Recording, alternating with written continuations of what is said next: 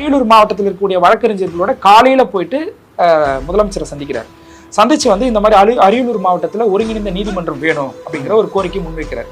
Just within few ஹவர்ஸ்ங்க அந்த கோரிக்கை வந்து முதலமைச்சருடைய உரையில 21,50,00,000 ரூபாய் அதில் வந்து இந்த கோரிக்கை நான் வந்து அறிவிப்பு கொடுக்குறாரு. ஒரு சில மணி நேரங்களில் நடக்குது தலைவர் போய் வச்ச கோரிக்கை. அப்போ இந்த இடத்துல அதிகாரத்துடைய வாய்ஸா பிரதிபலிக்கிறது யாரு?